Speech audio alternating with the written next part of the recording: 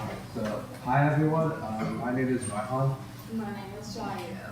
and we're going to be presenting on FRC finance.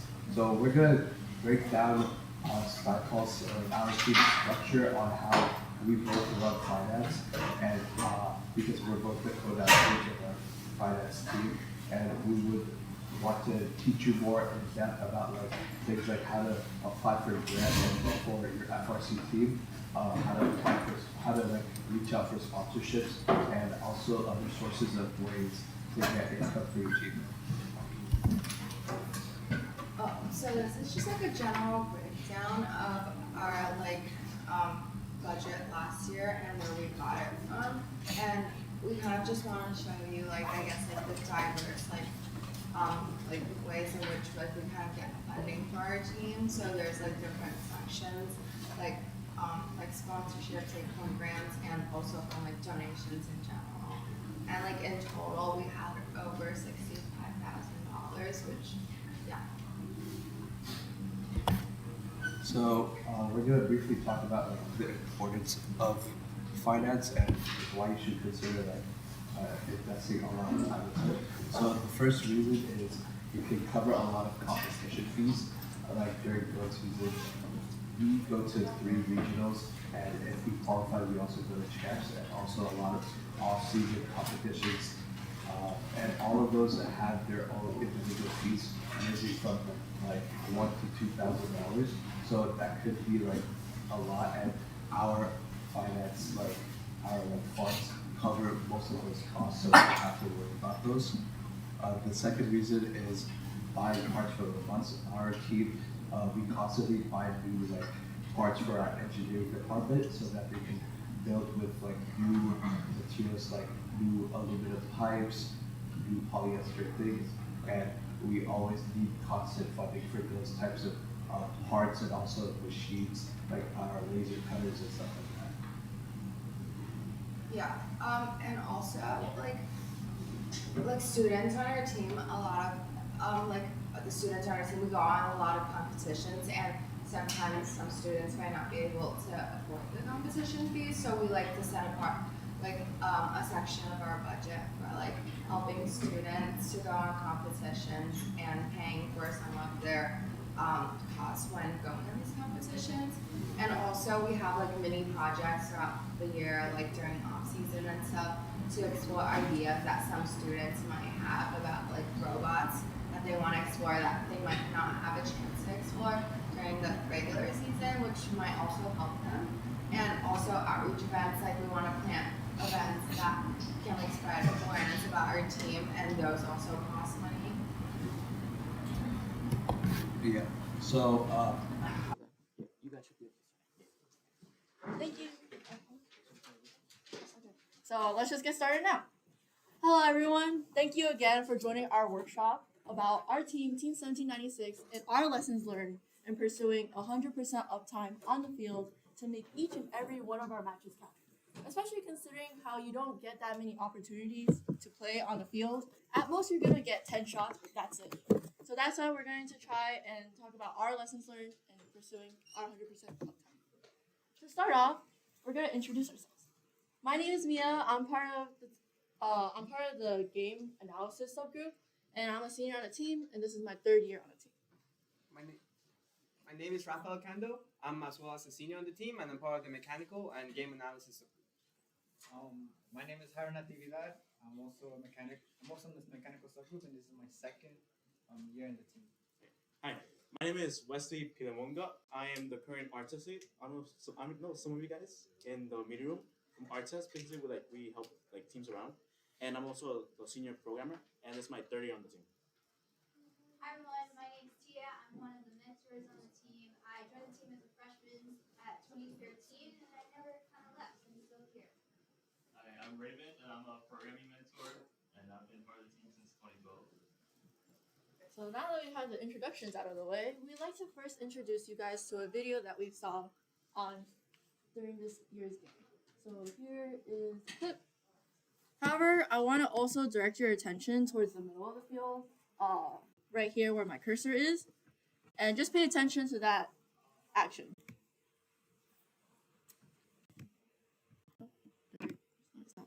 So here we saw a match that was pretty important.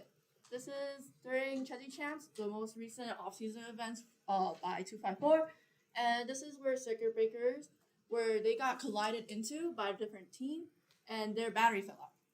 However, that also costed their whole match due to the fact that they couldn't contribute as many points as they could have if they were working and not disabled. So in order to combat that, we as a team never want that to happen, nor do you guys, I believe, want that to happen for your robot and your team to lose the opportunity to win that event. And in order to do that, our team, we go through our design process, our operating procedures, and our robot assembly in order to make sure that never happens to us. And to start off, we all know kickoff is coming soon. It's less than a month before we get introduced to a new game. And we as a team like to go through these two worksheets that we use in order to talk about the game. And these worksheets help us understand what we're going to be working with, what kind of fields we're working with that year, as well as what kind of mechanisms we want to build.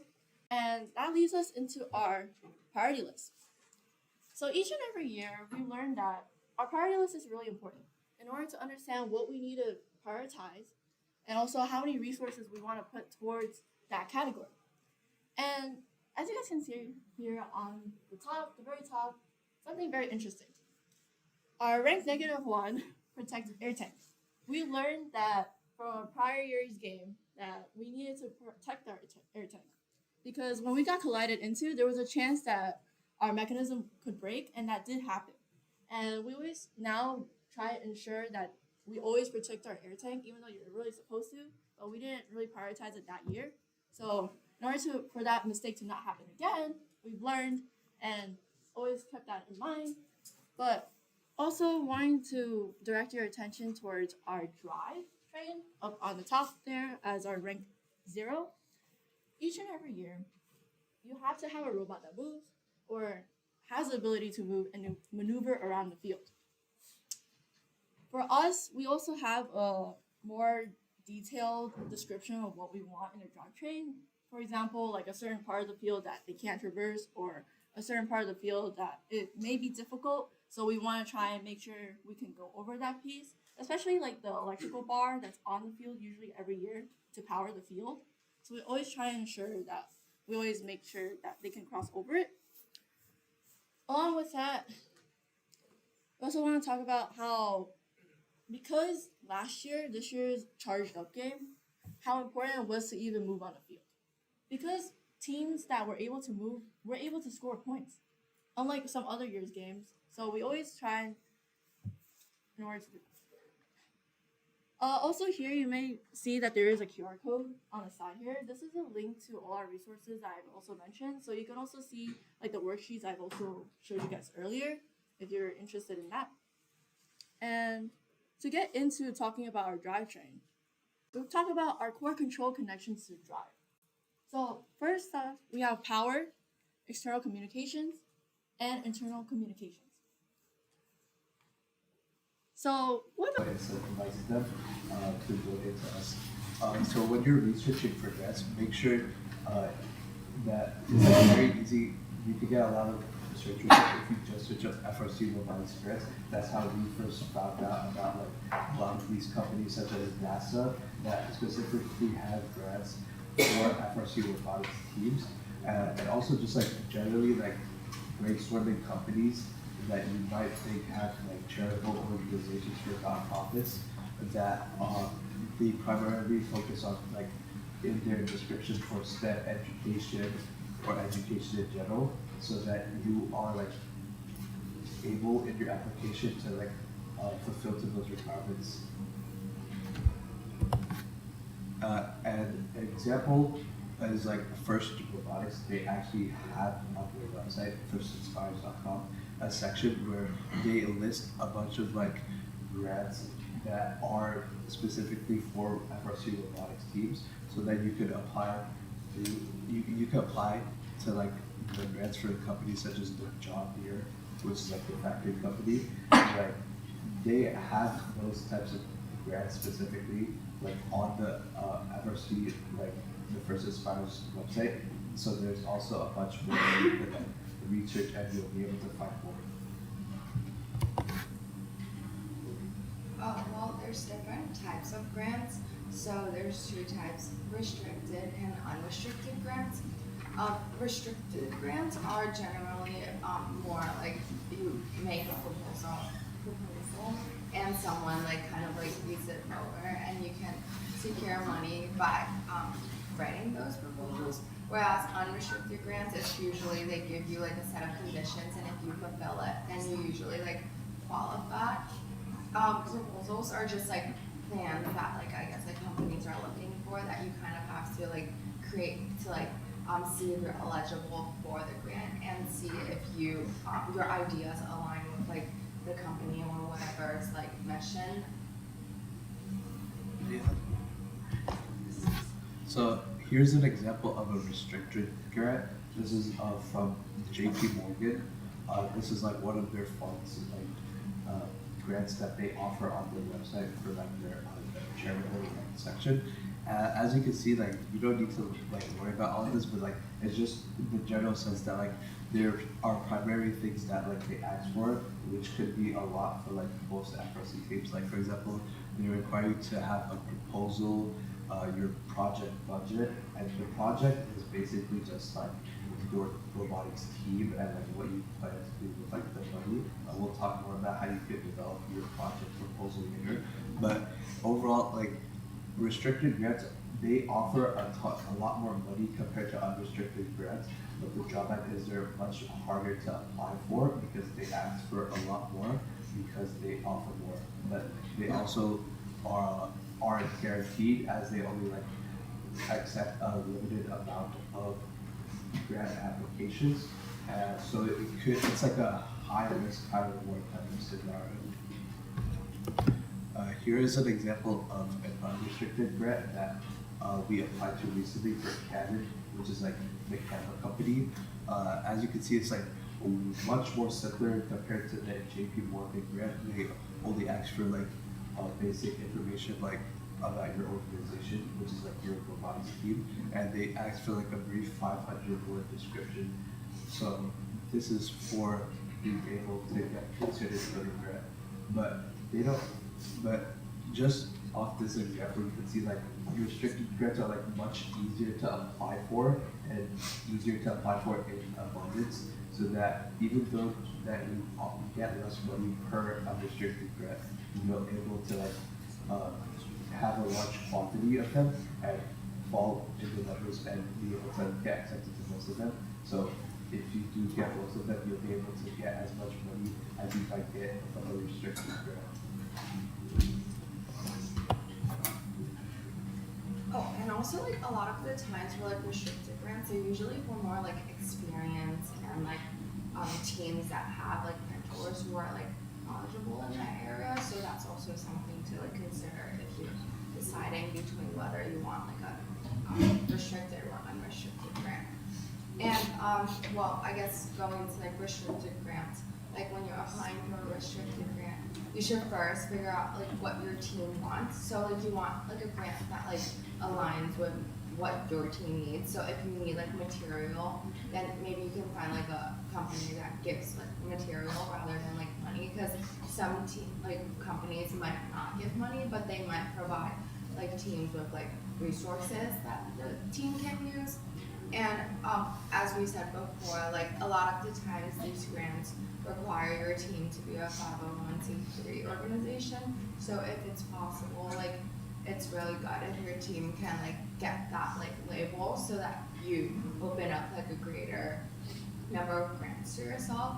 And a lot of the times when you're filling out these applications, it asks for like different parts about your team that you may not know. So it's nice to like gain help from like different mentors and like different people from different departments across your team, so you can have like a more well-rounded like application. And if you need like outside resources, it's nice to like compile a folder with all of the information about your team in like one section, so that when you're applying in the future, you can just reuse this and don't have to like make a new one every single time. So when you're like actually writing a proposal, there's like 3 key things to keep in mind. The first one is like the overall cost that you anticipate will be required for the project, because most restricted grants they require you to give like a specific monetary value that you're requesting from the company. It could be like $5,000, $10,000, $20,000. It depends on the project itself. So you have to be very specific about what you're asking for and how you plan to like use the money that you receive.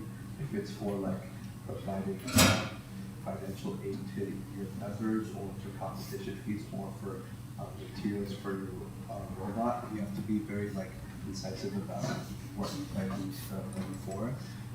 The second thing is how is the money that you receive going to be able to benefit your team, or if you're based in a school, how is it going to benefit the school, or if you're in a local community, how is your donation going to be able to benefit your community, and based on which of those things your proposal will be able to benefit, you want to like word your grant and your proposal around things like education for STEM or education and diversity and inclusivity, key terms like that and like key concepts that a lot of grants would like to see because they want to donate to companies, not companies, like nonprofits and robotics teams that will be able to provide a large impact on their donation. And the third thing is having clear dates about when you plan to like execute on your proposal. If it's like requesting money for your robot, you have specific dates for like when you plan to get specific parts of your robot by, like done by. Like if you want your programming to be done by week 1 and your building of an actual robot to be done by week 3. So you have like you have to be very decisive about your proposal, which could be very like a large task for most FRC teams.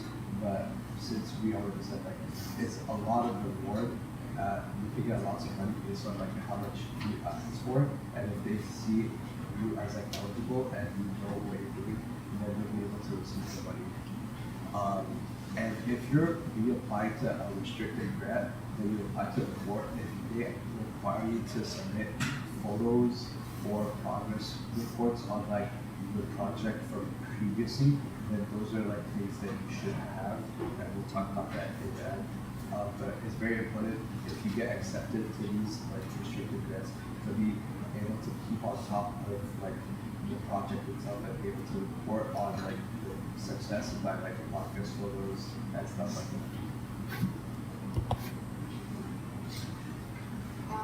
Well, when you're planning and writing the application for a restricted grant, it's like basically the same as like an unrestricted grant. It's like really not that different. Like I feel like these like skills like kind of apply to like all of them. Like it's just like writing skills that like could help make an application like stand out and be more helpful. So usually like when our team is like applying to grants, we try to set like a timeline that we follow, and we like try to make sure that we get it done like a week or 2 before the deadline. And obviously that doesn't always work out, but it's nice to have like a schedule like timeline so that like if you need the help of other people, they can also like budget their time like around what you have.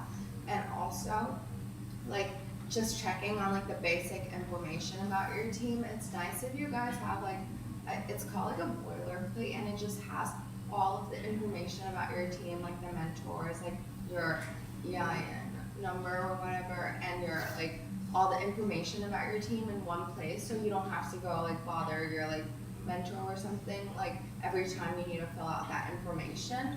And just in general, like it's nice if you just keep your words like simple and like direct, because you have to keep in mind like they're reading so many of these applications, and if you just like get to the point like straight away, it's better than just to use like I don't know, like language you would use in your like English classes.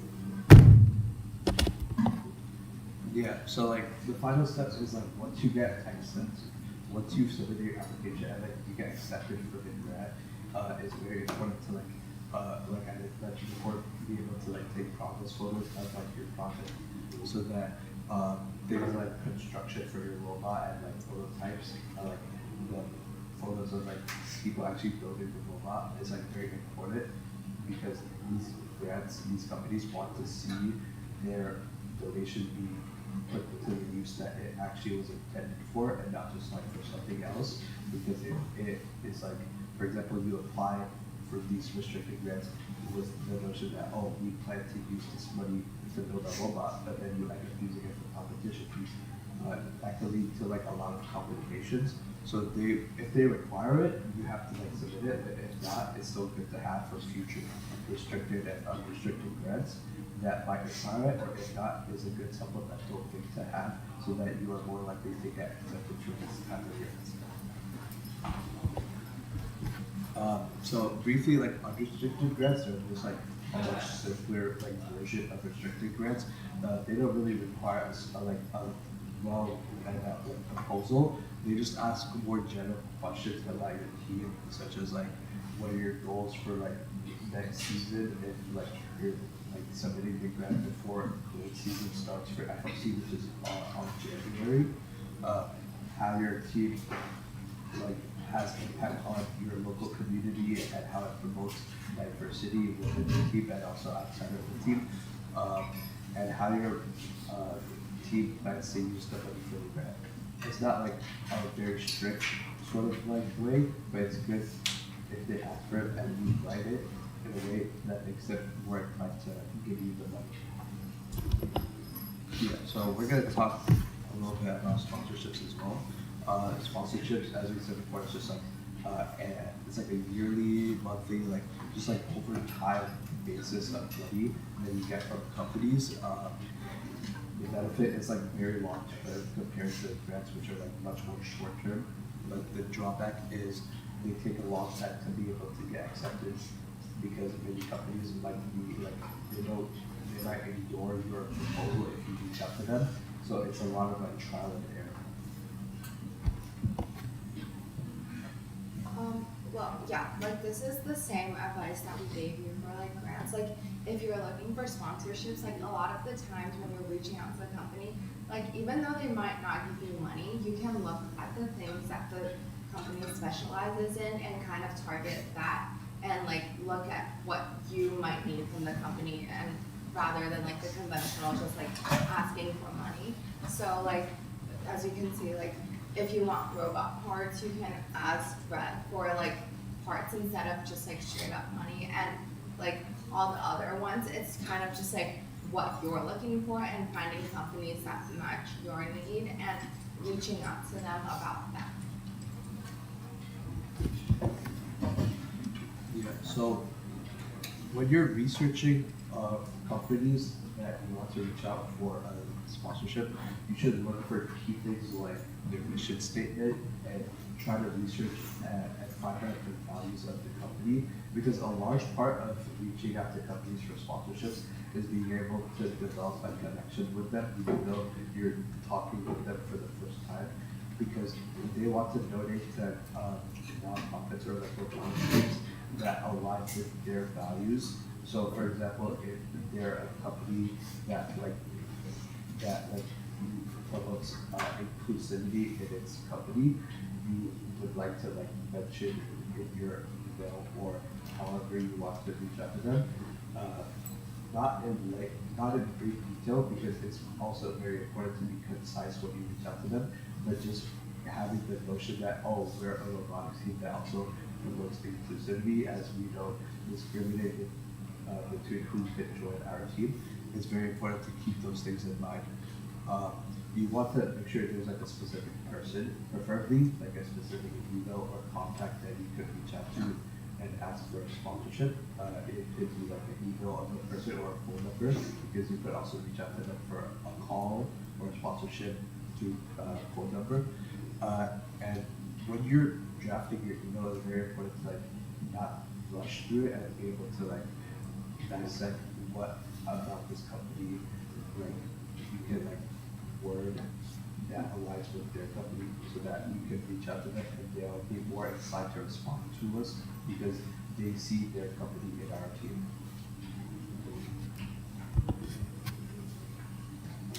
Before you like send jobs or like email or like to reach out to the companies, you should always like make sure that you're like asking your mentors to like, look it over and stuff, because oftentimes when you're kind of reaching out, you might think that you have everything down, but like your mentors might know more about like what your team needs like specifically. So it's important to like add that on and make sure that you're sending your email at like a reasonable time, because like a lot of the times we might be up at like, I don't know, like 12 a.m. and that's just not like a reasonable time to be sending an email. And if anything, you can schedule your email at 12 a.m. to be sent the next day in the morning or at like working hours. Yeah. This is just a picture of like the 2024 fiscal calendar. It's very important to note that like a lot of companies, they like to donate to nonprofits and other organizations during the end of the fiscal quarters.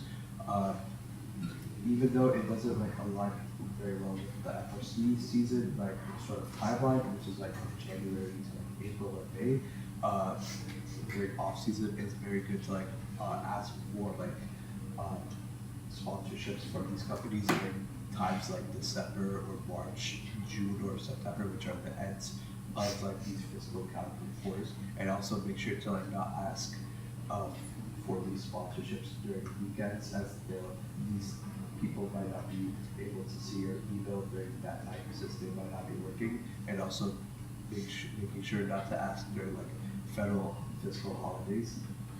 And also like it's like a nice time to ask like right before like the tax season is ending, because then like companies and like parents oftentimes are more incentivized to like donate to your team, because then they can just write it off on their tax returns. And your team should obviously, like after you like they provide you with a donation, you should have like a procedure to send like a receipt with like your team's like EIN number and all the information about their donation, so that they can send it off to whoever does their taxes and write it off.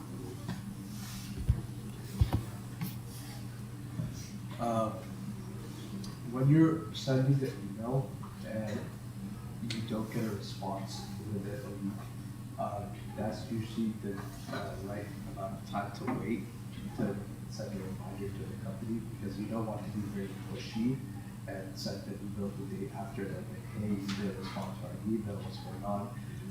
It's very important to like maintain professionalism when you're reaching out to these companies, as you're representing your robotics team. It's very important to like mention like who you are again, and making sure like that they are getting the emails.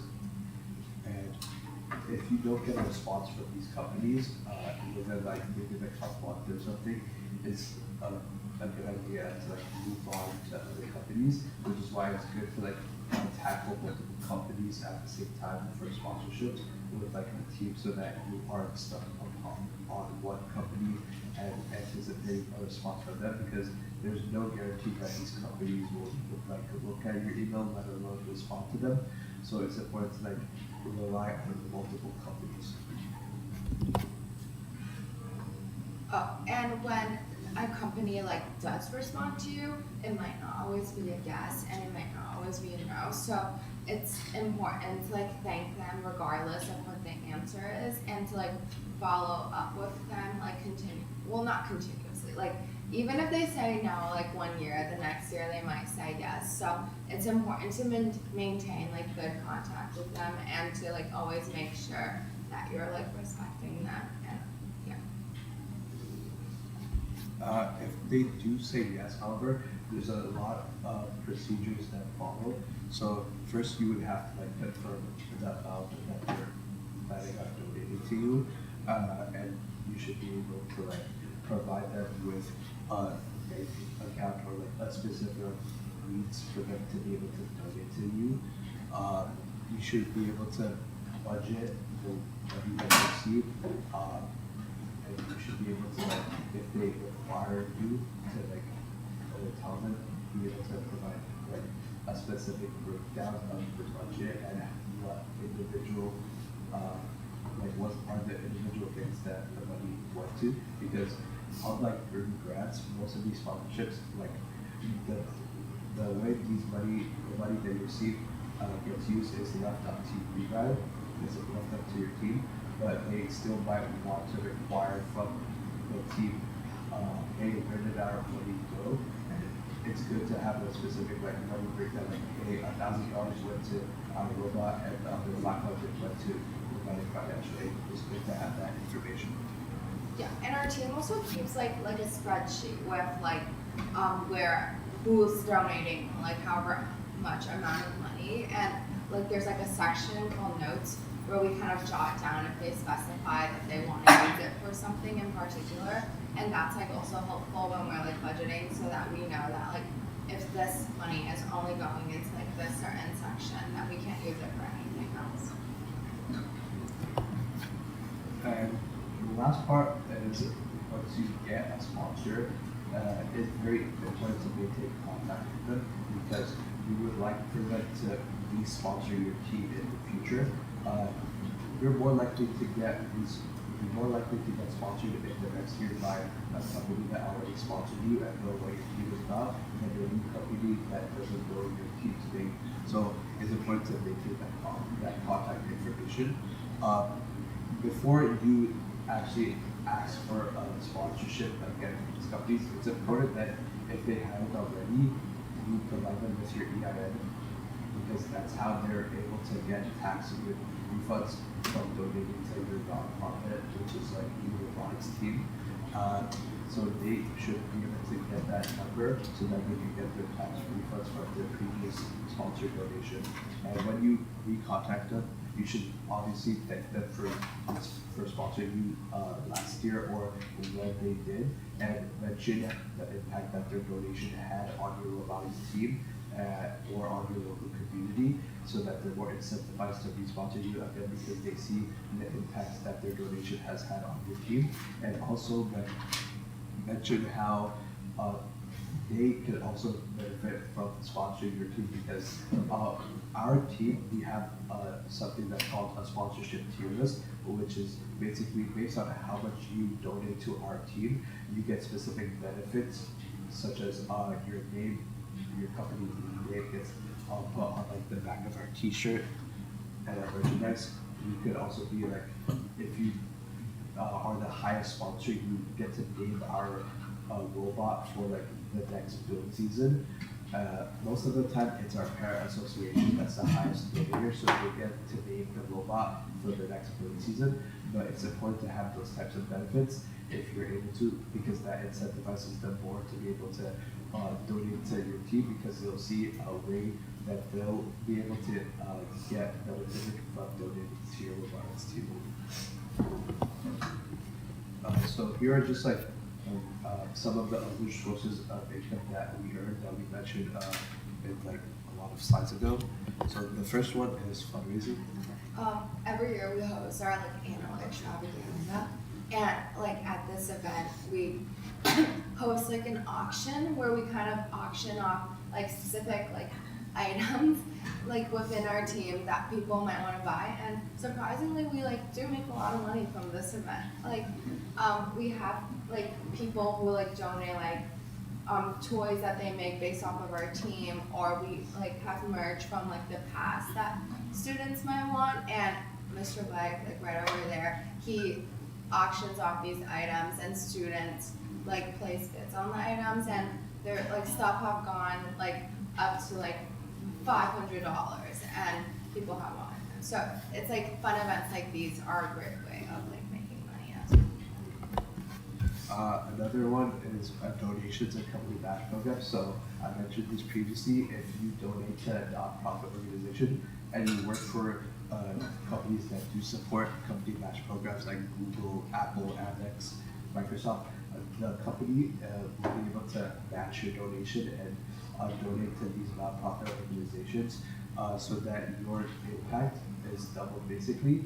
So it's very, very important that if your team is not already registered as a 501c3 nonprofit to do that, because then you'll be able to get a lot of benefits like these that you otherwise wouldn't get.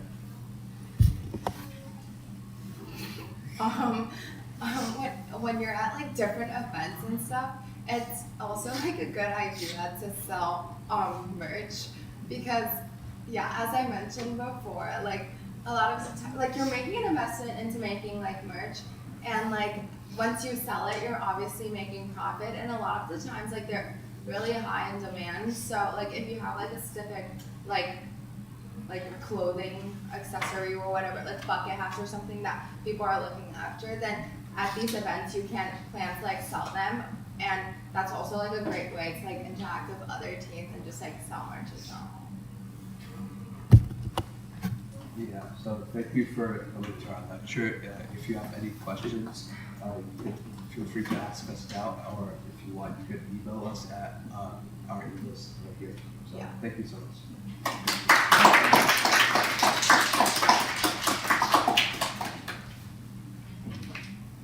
What's your annual budget? Our last year budget was about like 65,000. And you have 200 students? Is that include Around travel? like 140. Like, 140? Yeah, 140 for last year. This year, currently it's around like 190 because we have new members. Yep.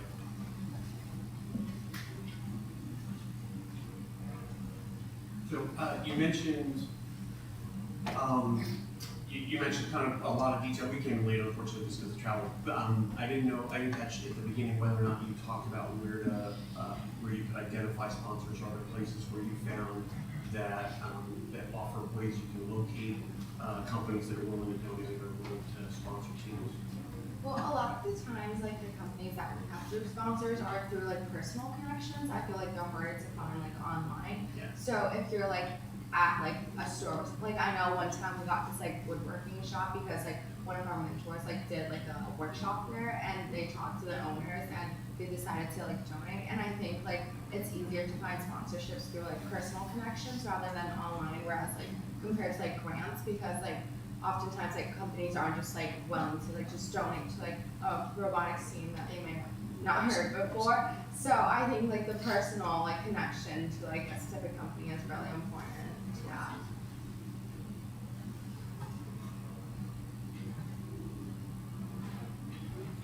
Well, we have like 3 minutes left until like 3:45. Yeah. I mean, 9:45. So yeah, we'll be around if you guys have any questions. If not, you guys can go to the next presentation. Yeah, thank you. Thank you. Ready? Ready? Hello, everyone. Alright.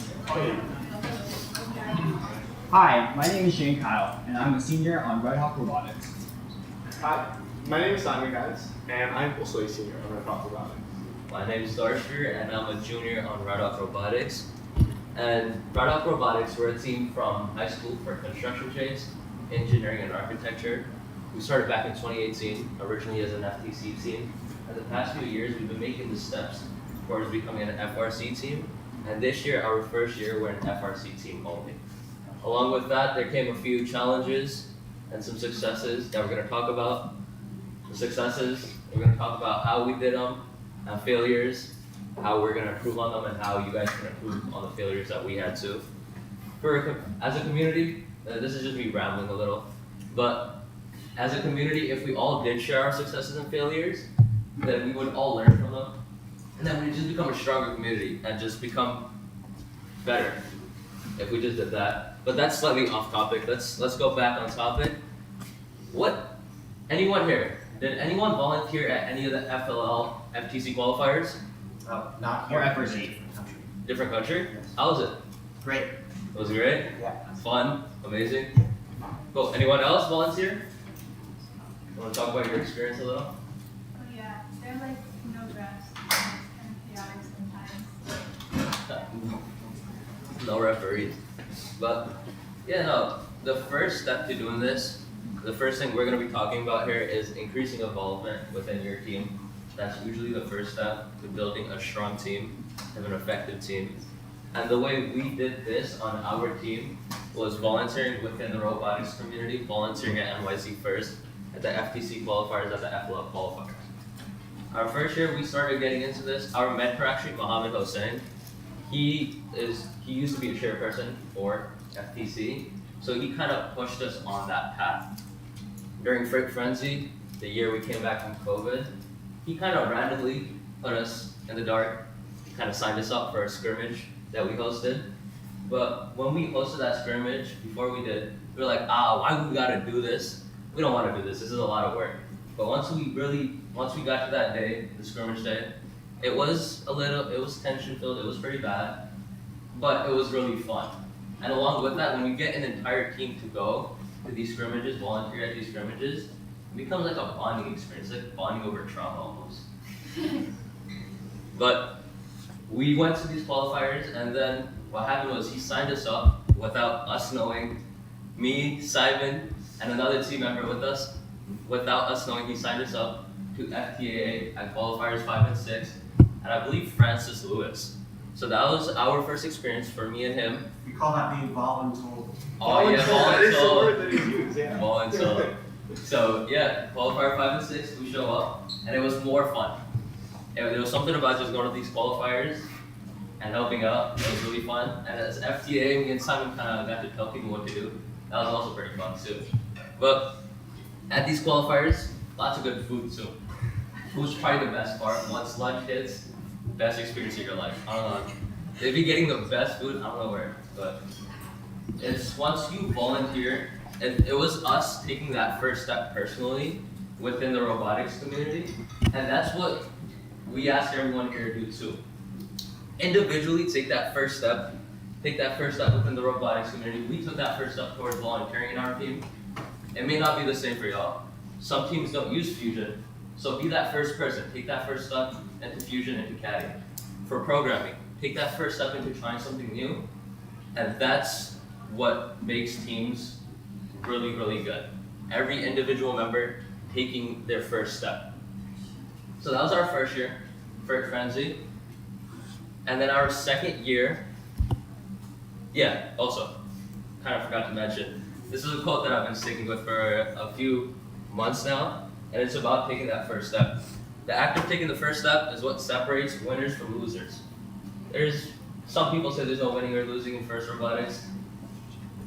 Maybe there is, maybe there isn't, but first step definitely makes your team stronger. So taking that first step. Wait, go back. I'm sorry. Okay. Second year, power play last year for us. Power play was during the season. Charged up, okay. What we did was once me and Simon and the other guy, Joe, he's not here with us today right now. Well, not in that way. He's just at home right now. But we saw the fun and the opportunities that came with volunteering at first, and we kind of just brought it along into our team. With that, us three and with our mentor, we made a few new rules for the team, I guess. We set volunteering limits, and I know it sounds like, I gotta be on this team, I gotta volunteer to be on this team. And that's how many people thought of it first. That's how many people think of it now. But it really isn't that bad. So with these volunteering hours, many of our members went to their first qualifier to volunteer.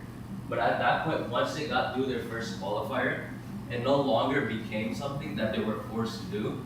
It became something they wanted to do. And it's that want within them to volunteer for NYC first, to volunteer for the team, that really builds that effective team. So we got all of our team members, and that was us. Once we took our first step, we brought them along with us to take their first step too. And that's where we all started volunteering. And then I think we became the most volunteered team for NYC first. And we held, I believe, 2 FTC qualifiers and an FLL qualifier that year. So that's basically the gist of it. The main lesson here is take that first step, bring your team along for that first step, and then bring your entire team up along with you. With that, this year, what we're doing this year, slightly just to expand on that, new season started, what we're personally doing is we're upping the volunteer limit. Not because we want them to volunteer more, but it's also slightly more motivating when you gotta see, I gotta reach 75 hours to get into qualifiers to compete for our team. But I believe that's one of the limits. If you're 3 years on our team, you gotta volunteer 75 hours. The entire purpose isn't to hit 75 hours. Sure, that's optimal to hit 75 hours, or 60 hours, or 50 hours, whatever your team sets. But the idea is to get as close as possible. It slightly motivates them more, because there's slightly a punishment we have on our team. You can't compete if you don't get your hours. But, slightly back on topic, with this year, we're hosting 2 FTC qualifiers, 3 FTC qualifiers, 2 FLL qualifiers, and we had a mentor meetup a few weeks ago. Just engaging with the FRC community. That's what makes an effective team. Getting your team members involved. To further on what Dar said to be an effective team is initially taking that first step. Our first step from our first year being a rookie team from FRC, we wanted to give out to the community. So a great asset to use is the Queen's Library, the ones that are local nearby you. The first thing is to propose the idea. Proposing an idea to your fellow members allows you to build off each other and see things that you probably didn't see at first. From there, you get permission from your mentor. You can see probably your team didn't come up with certain things, but your mentor can help and enhance some things that you're going to be doing. When you get the green light, you can start the conversation. Starting the conversation means by elaborating up to the network. So who are you going to be talking to? The head librarian for the library. From there, you go into your preparation. Preparation might seem meticulous, but after going over the drafts with your team, you can be able to make a curated plan to be able to do your course of action. Now, for preparation, you need to understand who's your target audience. Is it little preschoolers? Is it going to be elderly or in between? By identifying who your target audience is, you're able to make your whole demo or your whole activity based upon who they are. From there, you make a draft of your material list. Having to know what you need, because there are several things that you're going to be forgetting, putting on a material list allows you to see what needs to be done, who's bringing it, and stuff like that. And of course, always create a backup plan. Because from our first year when we did our Queen's Library, we had some things where we forgot to bring an extra cable for our projector monitor. So having a member nearby or someone beforehand, double checking if they can bring it to the library, and so the whole process can go smoothly. And the final step, execution. Yes, this may be the hardest part, but if you're able to do the rest with the preparation, you're able to run smoothly. From there, we made a Gantt chart upon 3 weeks prior to what the event's going to be. We're able to see who's bringing it, what idea is being proposed, and how is it going to be done during the day. So it was a slightly rough transition talking about volunteering and going to the team's library. But the entire thing with the first part was involvement within your team. The next part to an effective team is involvement outside of your team and into the community, and that's what Jean Kyle just talked about with Queen's Library. What we do is, what Jean Kyle said, we like to stick with a schedule. It doesn't usually work out. Usually we're planning things last second. It doesn't usually work out, but this Gantt chart here, some of you guys might not be able to see, but what we do is we try to plan 3 months prior. We present the idea amongst our team, and then from there what we do is we formulate a plan once we get that approval from the mentor.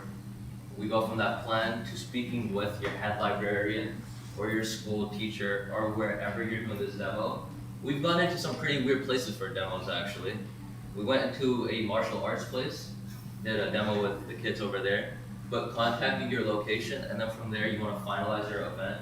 So like Jean Kyle said, you curate it around the audience, you curate it around what resources you have, and then from there we just open it to volunteering for our team and open it for RSVP for the people showing up. And to add on to that, keep it sustainable. So once you already did that first initial step of having that whole demo or that activity in the library, ask if you can do it for the next summer or maybe for a following month. This allows you to be sustainable and to get more of the community involved. Going from the Queen's Library, another thing is robot demonstration. One thing that has stuck out to me is that one of your best assets is your team's robot. Why is that? It's because your team's previous year of building the robot and showcasing it to the library ignites and sparks a passion to different individuals. It allows them to see, oh, maybe I can do robotics too when I grow up and stuff like that. Kind of just basing off to what Jinhao said, the first time that I was introduced to robotics was when I was actually applying to high schools. This was when I had very little clue about robotics, and it's kind of ironic because I was actually at an open house at this school, at Stuyvesant, when I saw their FRC robot. That was my kind of first introduction, and I had no clue what FIRST was or anything about robotics, but that was really cool to me just to see that they can make a robot like that in high school, and it gave me an idea of something that I maybe wanted to pursue in high school. Whether it was at this school or at any other school, I was looking forward to my robotics experience, and that's kind of one of what we want our teams to pass on. Like, having that robot from last year, not just being like, oh, this robot isn't useful anymore, using it as a tool to involve the community more, maybe show other teams, give other teams ideas. It's a really useful tool to continue the flow of like each year into the community, like showing them what robotics is about. Or let's say you're doing like an FLO workshop at like the Queen's Library that we talked about, maybe doing an engaging session with the robot. Obviously, if they're younger, they're not going to be doing FRC for quite a while, but it shows them what can be done from learning the basics of FLL and like Legos and kind of going from there. So yeah, that was the planning aspect and introducing the robot. Everyone does love the robot aspect of it. Oh, you get to see Swerve Drive go fast, and you get to play around with it and make the kids like interested.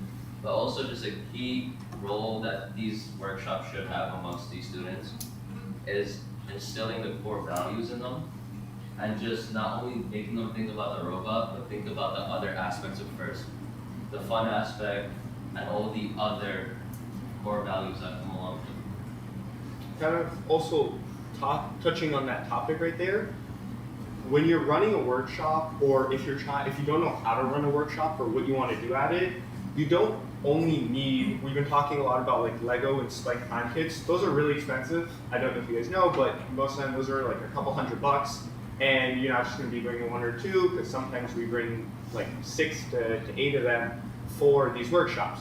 There's a bunch of alternatives if you want to start small and not make like a huge investment to it right away. There is like plenty of different STEAM ideas. We have the paper tower building. We have mouse traps for making cars that are gonna, I guess not cars, but looking like cars, and kind of accelerating them and seeing the different dynamics of engineering and kind of just showing them what they can make with their own hands and like with their own ideas that they're formulating. You don't always need the big expensive toys to bring to these workshops to kind of engage them and show them what's happening.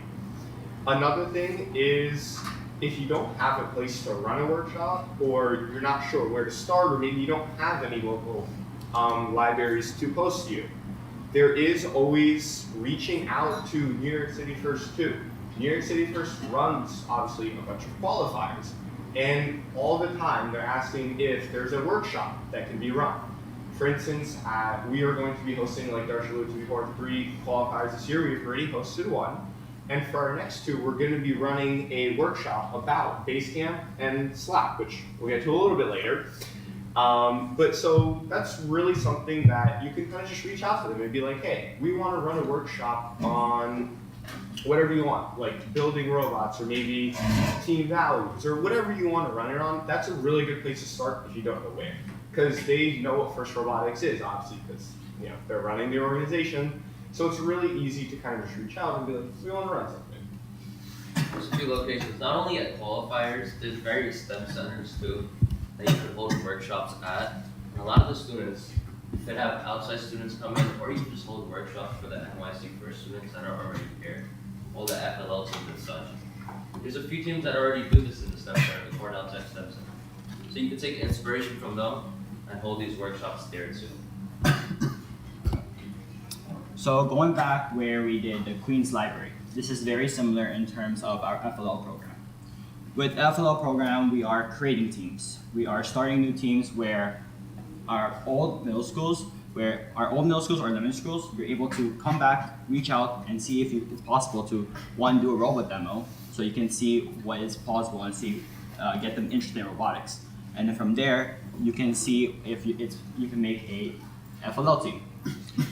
From there, also we are making assisting teams and also mentoring. Right now, we are currently mentoring a team in Ozone Park called Blackwell Builders, and a couple more around the city. So, Team Call just touched on creating teams, and he slightly went over this going back to your elementary school and your middle school. When you're making teams, those are your strongest assets. You went to that school for 5 years elementary, maybe you did kindergarten at the 3 years for middle school. You know these people, you know the teachers, you know the administration, and that makes it a really strong place for you to go back to and make teams. A lot of teams do overlook this, but yeah, this is your strongest asset, going back to your old middle school. It's also, I'm assuming, somewhat close to you, hopefully. Hopefully you didn't travel miles and miles for your middle school. I definitely wouldn't have. But once you get these teams, you talk to your administration, and then you just make a schedule with them, and you try to contour around the team's needs, and then you show up, and you try to help them as much as you can. Slightly like make them a part of your life. Yeah, so kind of going off of what Darsh said, if we're looking at it from like a perspective, you're someone on a team, and you maybe went to a school and you want to start an FLL team. It's really just starting with the baby steps, kind of like what we've been talking about. Go back to your school. Maybe, or if you have an email or a contact information for any of your old teachers, that's kind of where you can start with. Just reaching out to them, be like, hey, do you guys have a robotics team? Because maybe they've changed. I've had that before. My school didn't have a robotics team when I was there, but then after they did. So kind of just reaching out to them and getting a feel for if they want to maybe start a team. Because a lot of schools, they want to have a lot of extracurricular clubs, but they're not always sure how to start it. Or maybe their administration doesn't want to fund it. But using those connections that you've made is really vital to kind of starting new teams. Because if you're just going out to like a random school that you've never really talked to, it's a lot harder, and there's also the connection there. So using your previous connections is a really good way. So like maybe just asking your team, hey, do you guys want to go and maybe go back to your old school, ask them about maybe they want to post a robot demo so they can show their kids first, kind of gauge the interests of that school and what kind of program you might want to run there. To add on upon what Simon said, some of your members have come from either FLL or maybe even VEX, going to their middle schools or elementary schools and maybe helping them with assistance, seeing what knowledge we have learned and apply towards their whole season. From a little anecdote from this past year, I was able to reach back to my middle school when I was in Ozone Park. I was able to contact to my math teacher. From there, we had like an email conversation back and forth, talking about, hey, can we do a robot demo? And lucky enough, during last year, we were able to go to the school and show the little 6th to 8th graders about what our robot can do. From there, throughout the summer, we create a schedule upon how we can make a FLL team.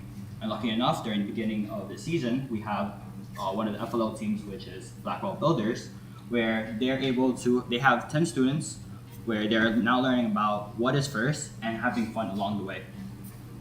See, it's about taking that first step, getting to know the teacher or whatever. But that's the creating team aspect. Another strong thing to do is to assist teams that already exist. Because creating new teams creates the logistical issue within NYC First, that now we have too many teams and it's slightly getting difficult to run. Also, when you have too many teams, there's not enough resources for each team. So what you could do is, instead of making a new team, is strengthening current teams. What we did to do that was we emailed the person running FLL first. He used to, I believe he doesn't anymore, Mr. Folkar, Gabriel Folkar. And from there, we sent him a flyer to send up to all the FLL teams that needed any sort of assistance. And that's what happened. Teams came to us, they emailed us, and we provided them with the assistance they needed. And currently, we're mentoring a team through that program too. Provide them with resources. We can't just hand them money. That's pretty difficult. Sometimes we're running out of money as teams ourselves. But they always need more mentors. They always need someone to instill the values of FIRST within our students. And just to base off a little bit what Darsh said, when we started our team as a first year, as an FRC team, we really weren't doing any outreach. We didn't know where to start. It was a brand new world of FRC, and we were very confused in that big world because how tiny we were, and it was our first year doing it. And we didn't have a lot of that money, like Darsh was saying, and we couldn't really help financially. So reaching out and using what we had, because our school already had Lego Splay Prime kits, and I know there's definitely all of you guys' schools have maybe some leftover materials you can use, like the mouse traps that we talked about before, or everyone definitely has paper, like the towers and stuff. All that can be used to help these FLL teams. When we first reached out, we weren't really expecting many teams to kind of reach out, but within the first month, we had, I think as of right now, 6 teams that kind of reached out to us for full-time like mentoring. And out of nowhere, we went from mentoring 0 FLL teams to mentoring 6, and out of one of those, we created one of those FLL teams. So it was kind of like a really big jump, and we saw that that was one of our biggest successes in that outreach.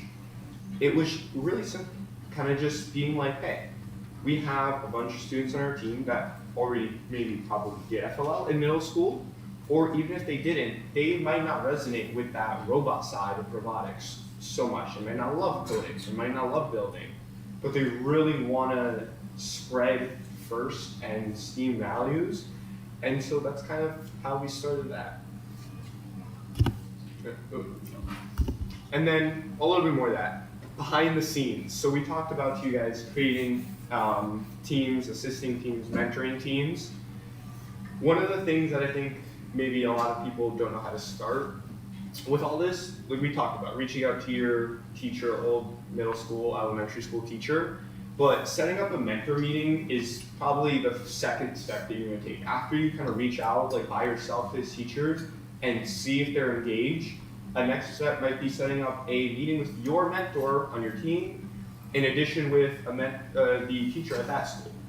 Because talking about kind of logistics and school administration, you might not be so well versed in that, so it would be really good things for your mentors to kind of talk it out and talk out the actual details, getting all the media consent forms, because a lot of times that's kind of forgotten and isn't taken care of. So getting those media consent forms, making sure that you have permission to be at that school, making the permission slips for those students to stay after school.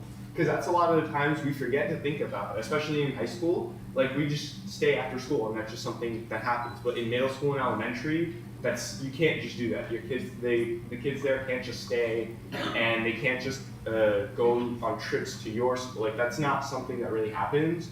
So having that adult or an adult kind of meeting is really key.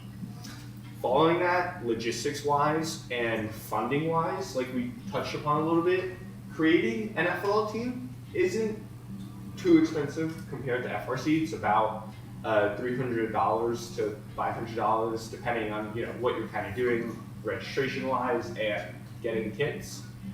But you don't always need that funding right away if you want to assist teams. But a really kind of good way to get the funding is reaching out to companies like Bloomberg and philanthropy companies, because they give out a lot of money for starting teams. They might not, even if you've reached out to them before for sponsorships for your FRC team, if you reach out to them to get funding for FLL teams, there's a much higher chance they'll say yes, because you're spreading it to the community then, and it's not really just for you. There's also, real quick, I don't know if it's still there, but there's a Rev Robotics grant for starting up and assisting FLL and FDC teams. And yeah, so there's like an NYC First, they also have a grant for FLL. And then just a little bit about that. Yes, obviously starting an FLL team and getting that outreach going in your team, or if you're already doing outreach, is really enticing. And you might want to just like get right into it, but I feel like having a meeting and a group of people on your team who are going to be mentoring these FLL or FTC teams, you want to make sure that you're talking with them about the kind of first guidelines and like ecosystem that they should be building. Because one really big thing in FLL is your team that's like assisting or mentoring them shouldn't be actually building a robot. They shouldn't be actually like making or writing any of their documentation out, which that is not something that the FRC actually just does not allow that, and if it's caught, like that's something that they take into a big consideration.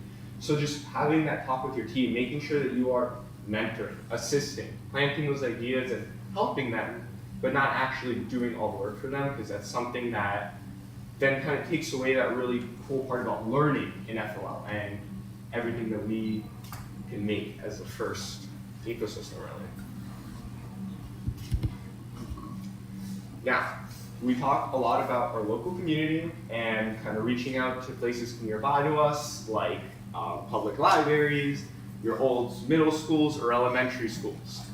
If you guys have already maybe started that, maybe you're further along in the process, and you're thinking different ways to kind of expand, we have obviously the international community to start working on. Our team specifically, we have done outreach in the Netherlands, the Poland, and the Philippines as of right now.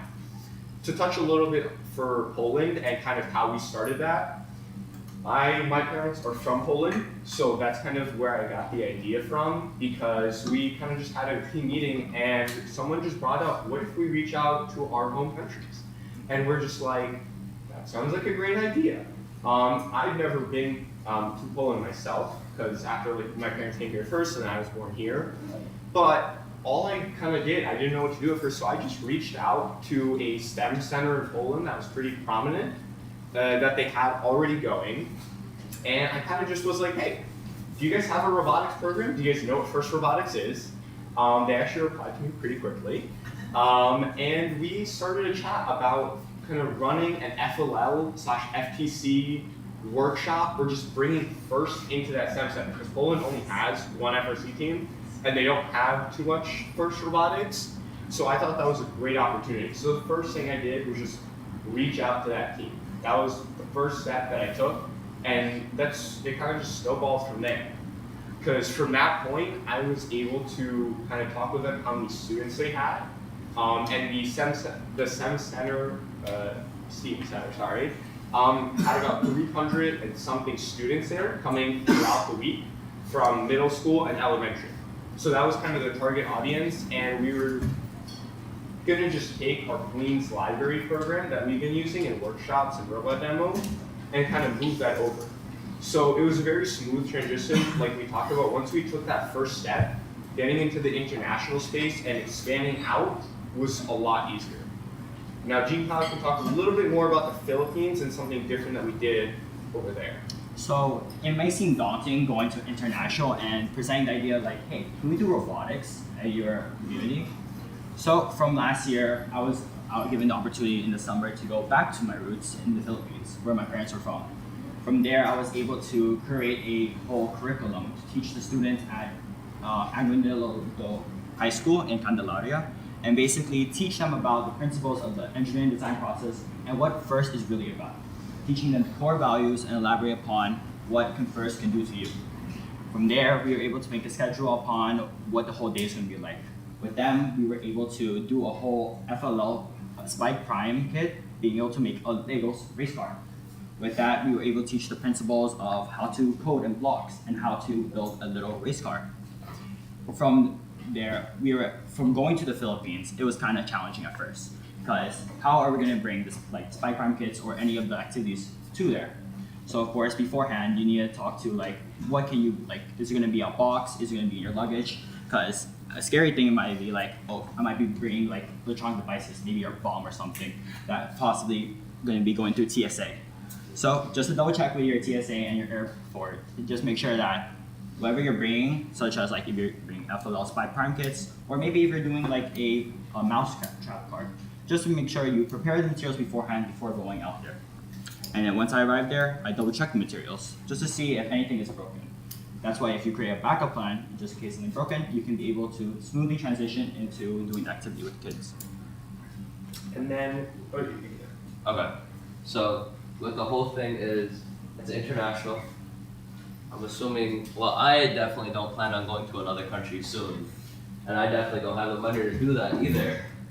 So what you could do alternatively is, we all have this one nice resource called Zoom. Other people have it too. Or Google Meets, whatever whatever you like. What you could do is ship it, go through FedEx or whatever international process, and then send the supplies that you need over to where you're doing your outreach.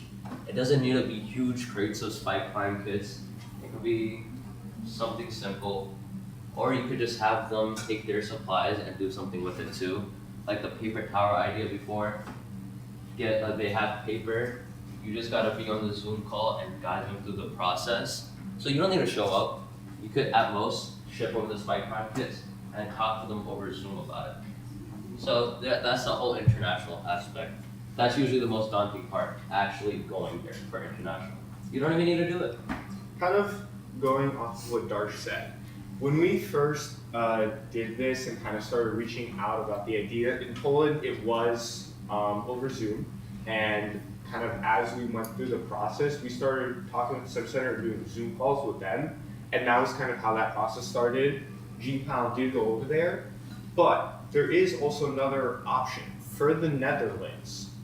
Using the contacts on your team, so like your members, maybe asking their parents or those students if they have anyone that maybe teaches in a different country, works with robotics or with STEM or engineering or anything closely relating robotics in another country.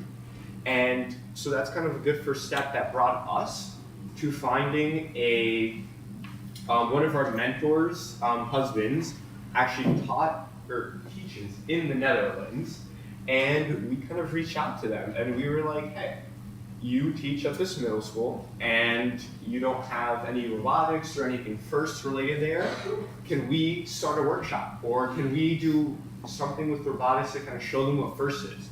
And initially we thought we would just be doing Zoom conferences and had a maybe meeting, like they would initiate a club and kind of the person there would just be like our liaison between them.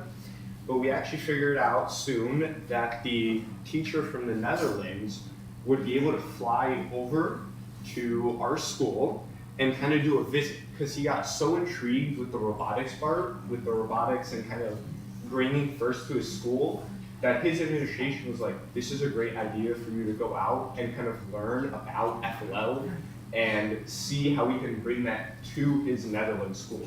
So over the 2 trips that he made to our team, we kind of went over it. What is FLL? Making sure he knows that it's not just, let's build a robot and compete. It's about the experience and having them work together, solve through the problems, working on the documentation, working on the innovation project, making sure that they know what FIRST is about. And so that was a really good way for us to not have to be there, but have the teacher kind of take it onto his own and start a robotics club at his school. The administration, they couldn't really start a FLL registered team because of where they were and the lack of kind of competitions and qualifiers there. So they settled on making a club. And he brought over the spike prime kits with him so that they can kind of start it there, and we just occasionally kind of check in with him and make sure we keep that connection going. Because that's the best way for outreaching, to whether it's your local or anywhere else really internationally, is the connections you have or other people on your team have. Okay, since we talk about a lot about having libraries, making FLL teams, and even going to international, how do we manage this? How do we, as a team, effectively have a good operations? So, what we use, So what we use is a application. Okay, so just a little bit kind of about the mentor/team dynamics with team management. We talked about a lot of different things, and most of these is what our team currently does. All currently, I will add to you. And I know that there's a bunch of other FRC teams that do a lot of outreach at the same time, and they kind of run into the same struggles that our team was running into and is running into right now that we are kind of solving through, is the commitments that we're making to all these other teams, all these FLL teams, assisting other FRC teams, running this event, right, or kind of giving a lecture at this event. It coincides with a lot of our teams meetings and a lot of the build time and training time that we have set out for our season. So kind of managing that is a really important facet that we've been working on. So some things that we like to encourage in our team is we have obviously our robot side, so that's our programming, that manufacturing, but then we have the outreach side. And when we first started our team, when Gene Powell was talking about, we had one mentor. Muhammad was saying, like Darsh mentioned, it was just our one mentor, and he did everything. And not only is that really taxing on him, but also he cannot be at 6 or 7 places at once. For instance, in January, we are going to be running an FT, a lot of our team is going to be volunteering at an FTC qualifier. We're going to be running an FLL qualifier at our school at the same time that we are at a different school volunteering, and then we're going to have workshops also going. So we're going to be doing 3 things concurrently, splitting up into our 3 parts, and that's something that one mentor is not really going to cut. He's not going to be able to manage all that. So something that we've learned along the way is having dedicated mentors for the 2 different sides, the robot side and the outreach. Our team has greatly expanded our mentors. It's kind of crazy when I say that loud, but we went from 1 to 12 mentors now. Ours is our 3rd year for FRC, and each of these mentors have their small little group and have their small little tasks, and it makes it a lot easier to effectively manage the team. Because for instance, we have a mentor that just works with our FLL program in terms of local. So like our Queens Library, she mainly just deals with the Queens Library and the group that goes out to do the robot demos and the FLL workshop. We have obviously our lead mentor, Muhammad Hossein, so he's kind of the one that like makes sure all the other mentors are on the same page and are working in the same rhythm. In addition to that, a lot of the times that we saw in our team and that we've heard about in other teams is that sometimes there's a lack of enthusiasm for certain students. Certain students don't love building. They don't like coding. That's not why they wanted to join First Team. And a lot of the times, those students or members are going to be the best people to lead those outreach events and to kind of get involved into that. Because the whole point of First is to make sure that we're giving everyone an opportunity, no matter what they like doing or what their interests are. So a lot of the times, we had those shy students that didn't want really to build or program, and they took that role and flew with it in our outreach, and they took it upon themselves to kind of expand it. And I think Darsh can also touch a little bit upon that. Yeah, there's a few aspects to like a few people. They really are shy. They may not find love in programming or that building aspect, but a few of us probably think all robotics is. But there's just something about mentoring another team, mentoring those middle school or elementary kids. It's just really wholesome, first thing. And there's just those aspects that really make it something that every individual should try at least once. And some people find dedication in that, and that's what their spot on the team is. Yeah, and kind of basing off that, for the mentors and students alike in the room, communication is really key in terms of if you the mentors communicating to the team that if you guys want to run something or you have an idea for an outreach event, be open with it. Share your idea, because that's going to be the first real step to getting it to fruition and starting to happen. So like Gene Powell did, and he was just like, hey, I went to this middle school, I think they would love to do an FLL team or like a workshop there. That's how that all started. That's a really good way to get your team more engaged into First. And building off of that, making sure that your students are also kind of going through an approval process with those mentors so that they're not just going out there and to these different schools and kind of doing what they want, making sure that there's clear communication, but also for the mentors, making sure that they're telling students about some of the key aspects that they don't really think about. Because sometimes they'll just be like, oh yeah, we want to start a team here and we're going to help them and just kind of do some stuff for them, making sure that they're not just doing that and they're actually creating a First kind of lively ecosystem where they are helping and kind of fostering, but not just telling them, what to do or how to run it. Going from there, how do we manage all that? So the past year, we've been using an application called Slack. Slack is a great communication platform for organizing different aspects of your team. such as like building a robot, programming a robot, or even doing your outreach, such as like the FLL and stuff like that. Slack has a bunch of things similar to Discord, but think of it as a professional version of Discord. So like instead of having all those mods and stuff like that, you have like certain people in like different roles, certain groups. So you're allowed to able to communicate to like a certain group. So say like Darsh and Simon, they're part of manufacturing. I can specifically just add them, so I can just get their attention instead of going to like a whole channel. Also, additionally, Slack has a great integration with Google Calendar, Google Drive, and all such sorts, and also GitHub for the programmers. This allows them to see like what things have been pushed to Git, what things have been updated, and also work with a different application called Basecamp. Yeah, so just a little bit more about Slack before we get into Basecamp.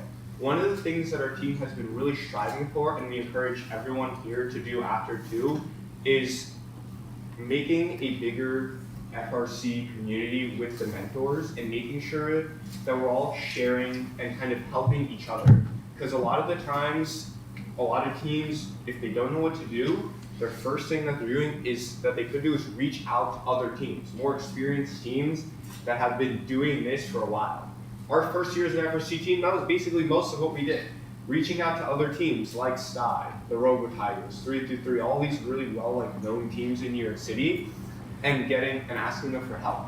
And one really cool thing is on Slack that we started now is having a FRC and an FLL mentor chat or way that they can communicate. So we've been trying to, on our Instagram, and we're going to be, I believe, also on LinkedIn soon, kind of promoting this community where we can all join into that Slack and all talk about like different things that are happening in the community. Like just recently, Swerve Drive Specialties got added as a DOE vendor for New York City schools, and we announced that on there so that we help other teams that maybe were looking into getting Swerve Drive and kind of stuff like that on there.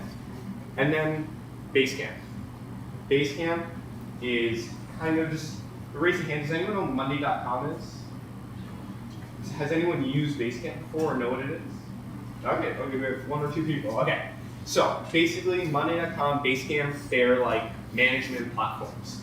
Organizational management of your team and kind of like to-do lists or itineraries and schedules is all kind of located on Basecamp.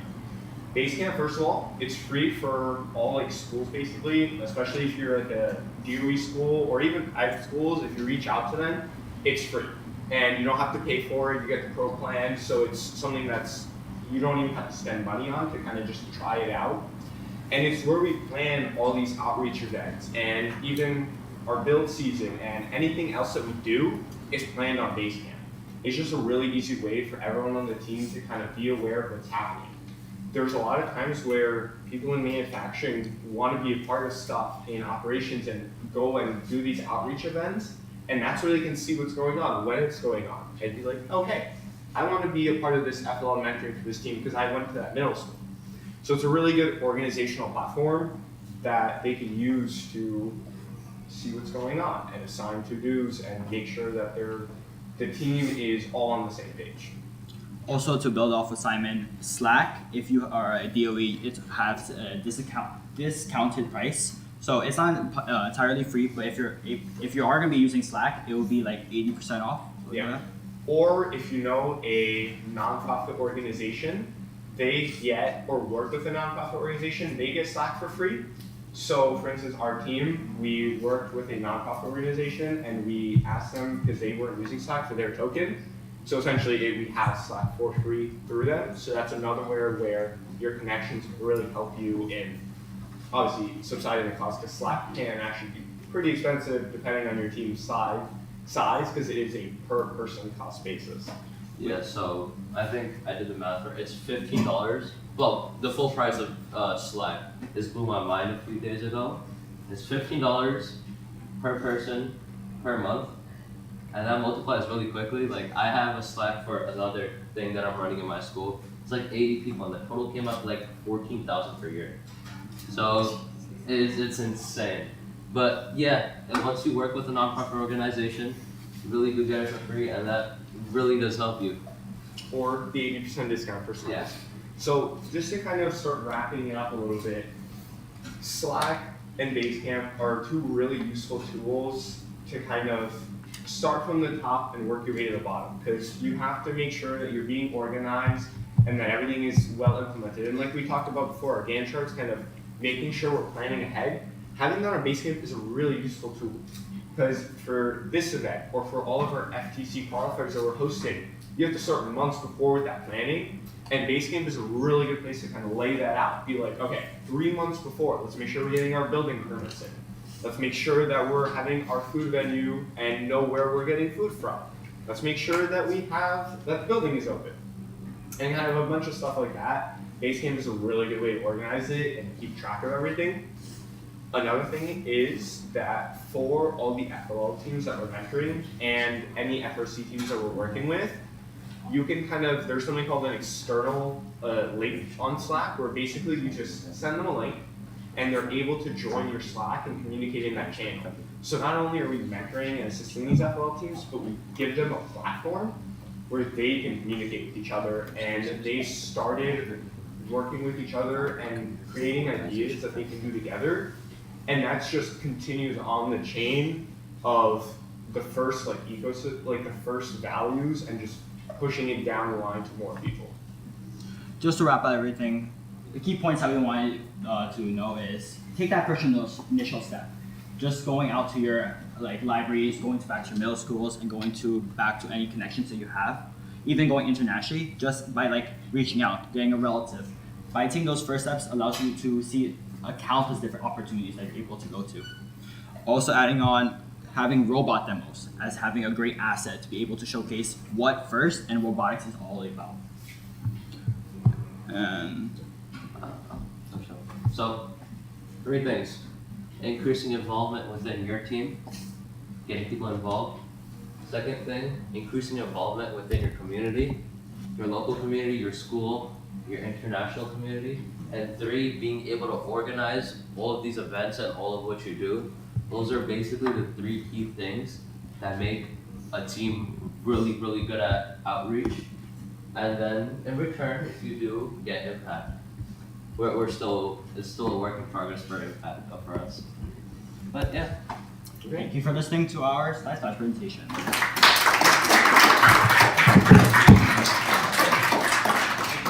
Any questions? Yeah. Do you guys have any questions? Anything about how you can maybe on your team specifically do outreach or anything like that?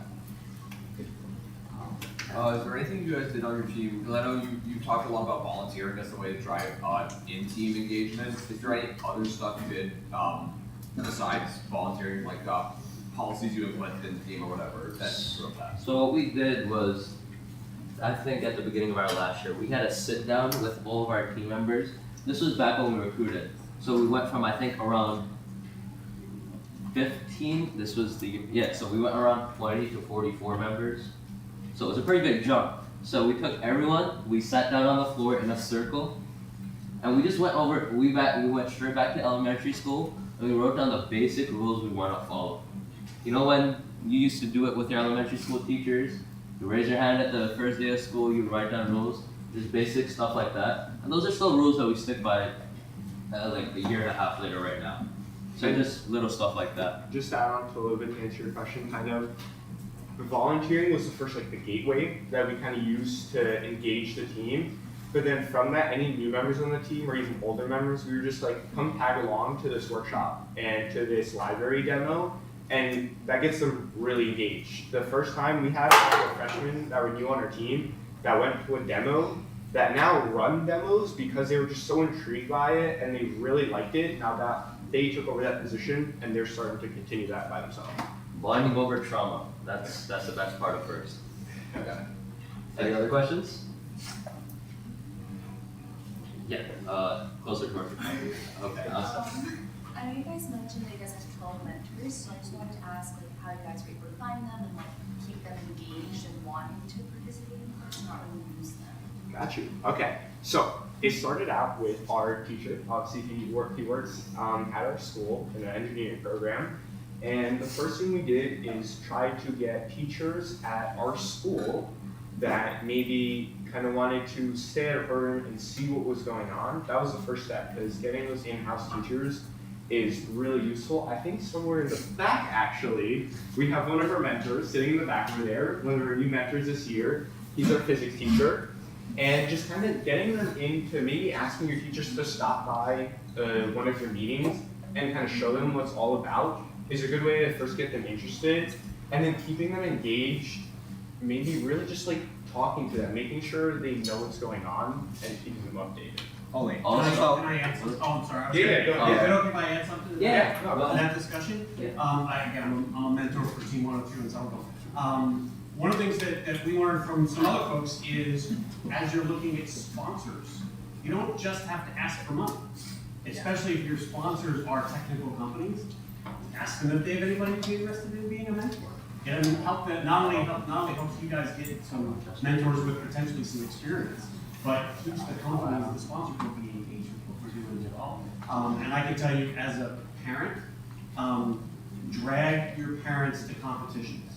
Like you drag family members, people you know, like just get people to show up to a competition. I promise after one of those, chances are they're going to be dreaming competition. And I've spoken to so many other parents who are mentors like me who had no interest in robotics, had no idea what they were doing, got dragged to a competition, and 10, 15 years later, they're still mentors to the team that their kid was on and graduated and enrolled on. So some other just to kind of add on to that, we actually reached out to Bloomberg, and kind of going off the point, we at first asked them for a monetary sponsorship, but it actually ended up happening that one of their employees, a programmer, wanted to kind of mentor our team. And he is now currently in his second year mentoring on our team. And a lot of these companies, their employees kind of have to be like going helping out the community, especially for Bloomberg and their foundation.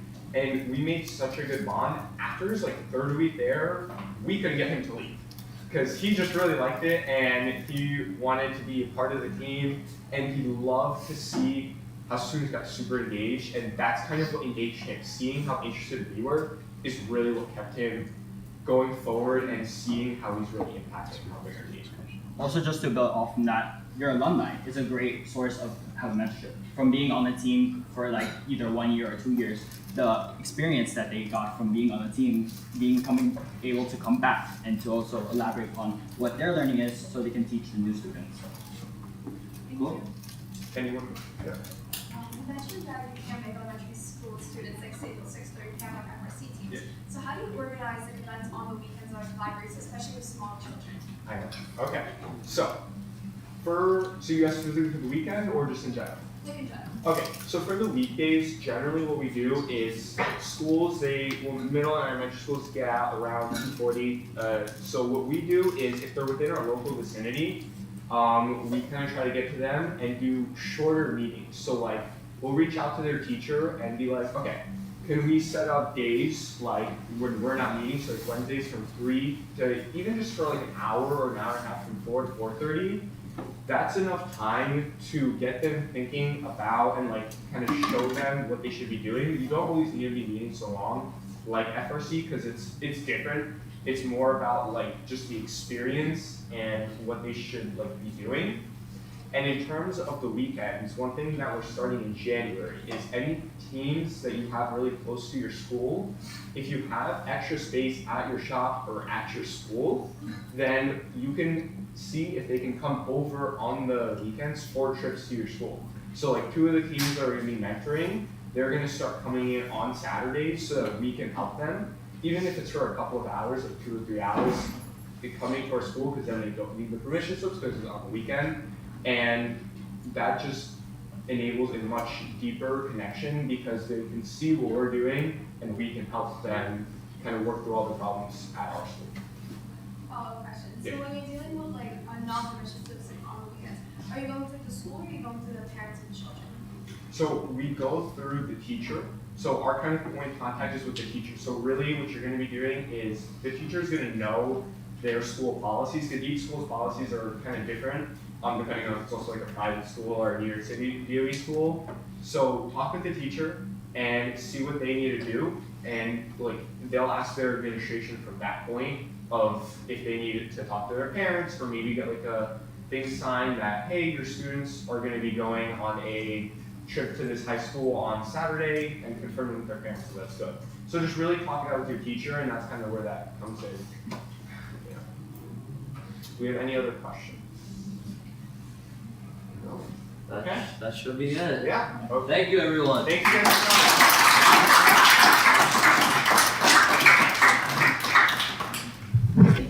Okay, hi guys, I'm Jennifer Yee and I'll be presenting on Impact 101 today. So, I guess first thing to do is introduce myself and why I'm presenting on this award. So, I joined the StuySplash Team 694 my freshman year when it was so remote. I'm a senior now, but I've been presenting for the Impact Award for this team since my freshman year. And we were even able to win the 2021 Remote New York and Quebec Region Impact Award. And I'm continuing to present for this award this year, and it's been a really fun experience doing it every single year on Team StuySplash. And so I just wanted to share my experiences with you guys. Yeah. So I guess my question to you guys is, how many of you guys are familiar with the Impact Award? You guys can raise your hands. Okay, so that's good. So I'm just gonna tell you straight from the first website that the Impact Award is the most prestigious award, and that it's meant to honor the team that serves as a role model to other FRC teams. And it basically recognizes a team for the most measurable, sustained impact within the last 3 years of the team's doings. So, yes. And it's not only impact that the team has had on its own members, but also the team's impact on members outside of its own team and also the community around such teams. And essentially, this gives teams the chance to talk about their teams outside of just robotic performance. So maybe your team might not be the best in competitions, maybe you're not placing, but it's okay because FIRST is not just about robots, but it's about everything else that your team can do. Like, does your team mentor other teams? Does your team help out and spread FIRST love through demos and such? That's all part of what this Impact Award is about. It's not about just having the best robot or really good code, but it's about, again, how your team has impacted its members, the people around us, and also the community. So that's really important that this award is not just about winning competitions and I guess the winning mindset that a lot of us carry. So now I'm going to go into the process of the award, deadlines and stuff like that. So basically, there were some updates made, but not too drastic updates made since the last season's Impact Award. But for the written submission, there will be an executive essay, which is 13 really short questions. You're limited to 500 characters for each question, and this includes spaces and punctuation. So you really need to make sure that your words are important and they're answering the question. And there's going to be one optional question at the end that you can ask the judges, and they'll be able to answer your question when they give you feedback after your presentation. And then after this essay is going to be an actual essay that's 10,000 characters, and it's meant to serve as a narrative version of your executive essay. So instead of focusing on numbers and statistics that your team might have, you would be focusing on your people's experiences on the team and anecdotes, what makes your team special outside of how many members your team might have or how many members your team has helped. And the last part, this is the update for this year, where the video is now completely optional, and you can submit it through the portal when you submit your 2 essays, and the video should be under 3 minutes long, and it's just another way to show judges what your team has accomplished and the impact that your team has had. And this video will not be judged unless you choose to show judges your video during your presentation. And also your video is shown if your team does win at a regional, so it's important you have a nice video. Yes. And everything that you're submitting and talking about for this award, there should be emphasis on the things your team has done within the last 3 years. That is extremely important, and especially events that your team has done for maybe 10 years. That's important too, because it shows that your team has sustainable outreach and that they'll be continuing to do such impressive things in the future. And more specifics about the presentation. The presentation is 12 minutes in total, and the first part is a 7-minute presentation that you with like 2 other people from your team are presenting on, and right after the presentation, you'll have a 5-minute Q&A session where 3 judges can ask you anything they want about what you just presented or maybe what you wrote about. And basically, there will typically be about 3 judges in the room in front of you taking notes throughout the entire presentation. And for the judges folder, that's something you can hand to the judges before your presentation that can include things like pictures or stuff that you want to emphasize. Maybe your team has created a curriculum of some sort, and these judges will be briefly looking over it. So if there's anything from your team that your team has produced and that you might want to emphasize, you can put that in the judges folders for the judges to see. And an important thing is that one mentor from your team can silently sit in the room and take notes for you guys during this presentation. Okay, for key dates and deadlines. So everything this year, the video link, you can't edit the video after the date, but everything will be due February 15th at 3 p.m. Eastern time, which is New York local time, yes. And then, again, your video will not be considered unless you show it. And this video can be edited because it'll be likely a Google Drive link or like a public downloadable link that you can constantly edit until you are happy with your product. And your presentation will be given during your team's first regional, which is typically late February, early March, depending on like your team. But the presentation should be finalized much before your actual first regional because presenters need time to practice this presentation.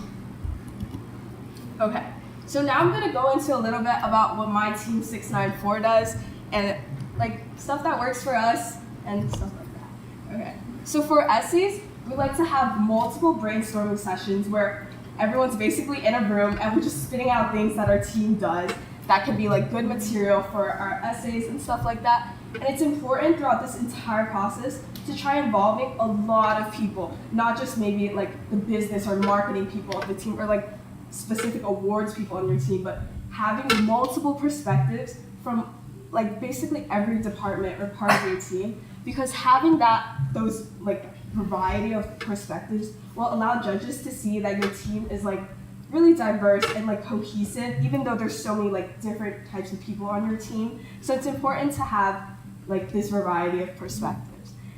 Something that's really important and it's like really helpful is collecting anecdotes from people on your team, because this can include things like your team's impact on yourself or someone, and it's important to have this because you will be able to gain knowledge on how your team has directly influenced someone's life and how they're different without the impact that your team had on them. For editing essays, our team likes to have 2 to 3 select people go through the essay maybe 2 weeks before the actual deadline and essentially rewrite and look over the essays to make sure that the essays are all written in one voice. Because sometimes it's really obvious when essays are written by multiple people that everything is sort of scattered and it's not really a nice essay to read. So having that one voice essay is really important, and it just brings everything together and makes it an overall better essay for these judges to read. And a neat trick is that please do not try submitting your essays at the very last minute, at 2 p.m. on the deadline date, because the portal is really glitchy, and also when you try copying and pasting your essays into the portal, there will be a lot of formatting issues and character count issues that you'll need to account for. So be sure you're testing out your essays in the portal as soon as you can, just so you're making sure you're not extremely over any of the limits or stuff like that. Okay, and for the presentation, our team likes to have tryouts before the build season even starts, and everybody on the team who's interested is encouraged to try out. Again, this goes back to having a variety of perspectives, and it's important to recognize the fact that being good at public speaking does not equate to being a good impact presenter. So there's a lot of things you'll be looking for in a potential impact presenter, such as enthusiasm, experience on the team, but like I said, I was a freshman when I became an impact presenter, so there are a lot of things that go into how someone can be a good impact presenter, and this is a skill that can be practiced. So like if you're worried about not having enough experience, try out and you never know what will happen. And I just want to add that Jen was an FLL presenter. She didn't come in like having never heard of FRC as a freshman. Oh yeah, before FRC, I did FLL middle school for 3 years. So I've been part of FIRST, I think this year's my 7th or 8th year. Yeah, so really fun, guys. Again, anecdotes, really important. Like I said before, the essay was meant to be personal, but the presentation is where you can really bring that home. Your 3 presenters have the chance, your 2 to 3 presenters, have the chance to be personal and connect their own experiences to like what they've done on the team, to connect that to how your team has had a bigger impact overall on not just them, but other people as well. And it's really important to just be like, you're trying to connect with the judges and have them understand why your team is so special to you and how they can see that through this presentation. And it's important to practice a lot, especially Q&A, but that's not saying having like your presentation memorized like on the back of your hand, but it's important to be comfortable with what you're saying, know what you're saying, especially for the Q&A, because that's definitely the scarier part of the presentation.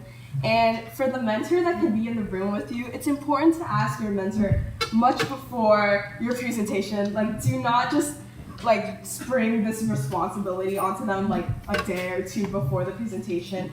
And yeah, it's important who you choose as your mentor because these notes are really crucial for improving your presentations in the future. And like they can take notes on the questions asked and how you answered and how you can constantly improve from this feedback. Oh, oopsies. Okay. For presentation Q&A, StuyPulse likes to have like one main person who essentially designates questions amongst the 3 presenters in case there's like awkward silence. So like in essence, this would look like, hey, Bob, can you answer this question? And then they can essentially guide the answer to a certain person if there's ever any awkward silence, because you don't want to be standing there for like 2 minutes and everyone's just blank staring at the judges. And adding on to that, make sure everybody knows their expertise. Likely in the presentation, the 3 people will have designated sections, like maybe someone's talking specifically about like the FLL outreach that they do. Then during Q&A, it's likely that that person will be answering most of the FLL outreach questions. So making sure that everybody knows like specific like types or topics of questions that they would be answering and making sure they're comfortable with that as well.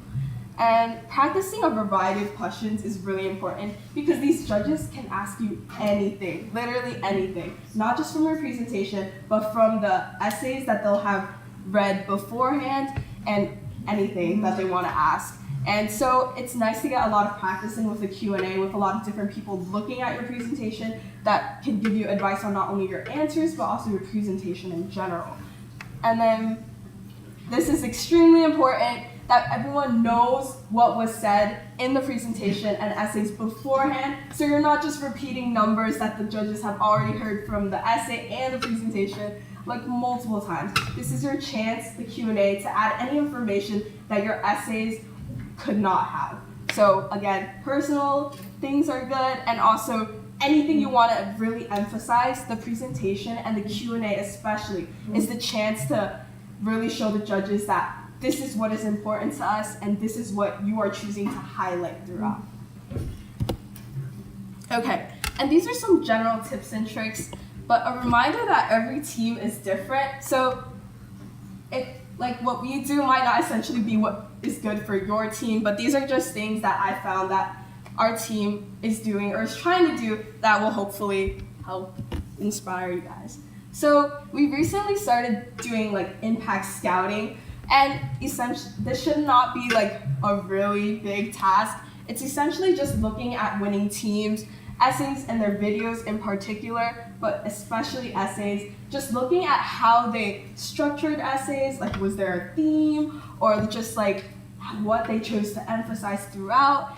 It's extremely important that you have some sort of, I guess, guidelines and before you start the essay, and it's just a nice thing to look at before you start anything. And Hall of Fame teams can easily be found online if you search up Hall of Fame, first FRC Hall of Fame, Impact Award teams, then you'll find all of their written submissions, and you can really see what allowed them to win this award and how maybe your team can use those and improve on your submissions. It's important to study up on the Impact Award definitions. You can easily find these online, but judges are constantly going to be searching for these buzzwords when you're answering questions, throughout your presentation, and in your essays especially, and they're not scared to ask questions. And it's really bad if you say, maybe you mentored a team, but actually you started it, or maybe the other way around. So be sure you're comfortable with all of these terms, and these terms are like really essential to the Impact Award, and it gives judges a good idea of what your team has done in just like a simple word. Yeah. And then this is something that our team is doing this year, focusing on this year especially, which is the documentation form, and I have a picture. Okay. This is basically really, really good because it's a really short one-page thing that tells judges exactly what your team has done, how many years you've been doing it, what type of outreach it is, and again, it asks you for the definition that this sort of activity lines up with. And this is important because this allows judges to get a really easy feel of what your team has done, what your team likes focusing on. Like, do you guys like doing demos? Do you like mentoring? And this is just a really easy way for your team to have sustainable outreach because you can constantly look back at the previous years and just add on with the new activities that your team is trying to do this year. So this is extremely important, and this can be included in the judges folder that you'll be handing to judges before your presentation. And at competitions, it's important, we like to have competition pit people, which are essentially people that are familiar with the process of the Impact Award and like the team's outreach. So not just like, I guess, the robot specifics, because during competitions, there will be judges who go around to every pit and asks questions, not just about the robot, but about the Impact Award and other team awards specifically. So it's really important that these people chosen to be designated pit people are well-versed in outreach that we do or can lead like these judges to people on the team in the pit that know like more. And it helps if you have like one-page handouts at your pit. So just in case there isn't like a designated person at the moment right now, you can hand it off with a one-pager. And it's important that these people are personable, friendly, like to talk, just so that these judges get more of a sense of the people on your team, not just in terms of like these are the people who built the robot, but these people are involved in every aspect of the team because First Robotics, FRC, is not just about building a good robot. So this is really important to have, and yeah. Okay, and why teams should do Impact. So the first main reason that a lot of people will say why their team is doing Impact is for the Hall of Fame, where essentially like 6 winners will be chosen as finalists during champs, and then 1 will emerge victorious with the championship award.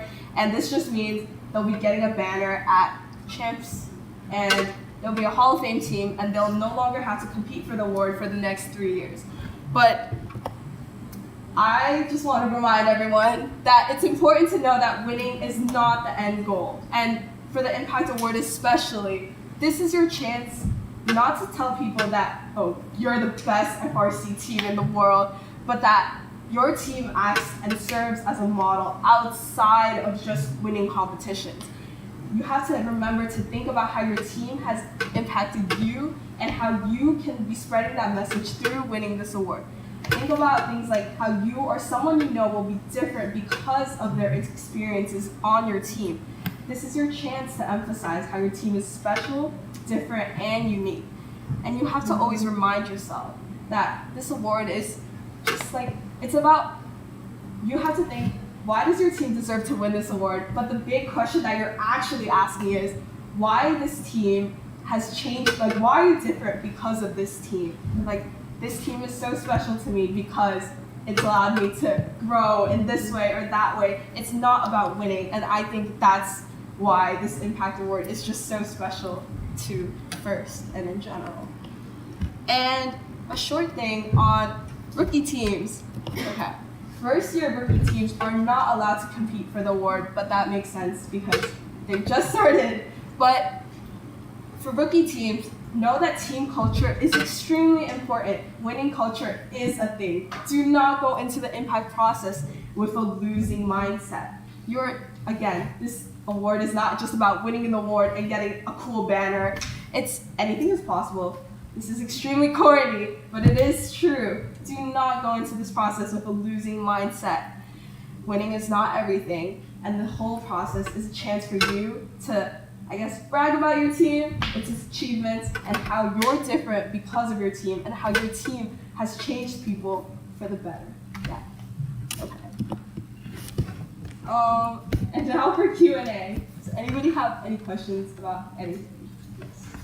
Do you practice giving your presentations to like sponsors, or how do you practice giving the presentation? Okay, so StuySplash has a lot of mentors, so we like giving presentations to our mentors first, and then we've been looking to give our presentation to potential sponsors and even presenting at demos and in front of our team so that our entire team knows that we are not just a robotics team, but it's the sense that we do a lot more besides just building robots and coding, but that we also do a lot of this outreach, and that's why we like involving everybody in the process so that they know that they can help us win the award too by involving themselves and participating in such activities like outreach.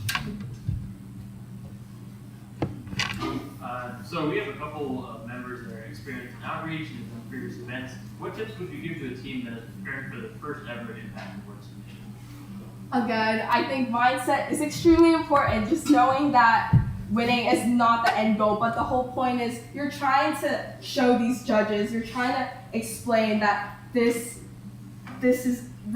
on this team is so, has changed you for the better, and how your team has impacted yourself and its members and the community. And I think it's important really emphasizing the personal experiences that the team has allowed you to gain. Any other questions? I think this presentation went by really fast. I did not expect it to go by this fast. Yes. This isn't a question, it's a commercial. This year I'm leading New York City First Award Committee, where we're trying to encourage people to submit for the 3 judge awards and try to increase the odds of a New York City team winning, because retired the international team coming and taking all the top prizes. We'll be emailing your coaches closer to the time exactly what we're doing.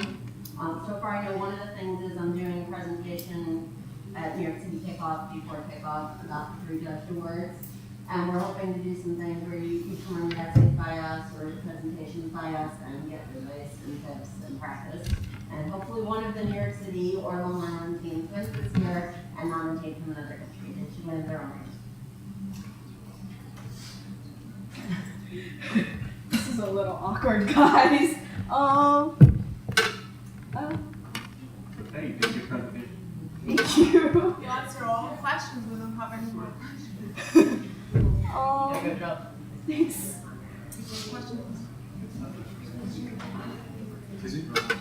Yeah. Would you know anything about the Engineering Inspiration Award? So the Engineering Inspiration Award, again, in some senses is really similar to the Impact Award, but the difference is if your team wins the Engineering Inspiration Award, they get their next competition fee waived basically. So I think you get to go to champs for free, right? Yeah. So Engineering Inspiration is, again, I think what's really similar about these two, having the people in the pits that know about your team, really well versed, not just in the robot, but what your team does outreach wise, and just having really personal people in the pit is important for that award. And I think, again, like having handouts in the pits that can help, like you explain anything, like one page is the judges, things that the judges can easily look at and then see, oh yeah, this is the team that was this, and that. So having that. So would you describe it as like the second place to the first afterwards? Yes, but I do know that there are some teams who work just for the Engineering Inspiration Award, and there are teams who are looking just for the Impact Award. So it's like, there's like differences, but a lot of people do compare the two and hold it to be really similar in that sense.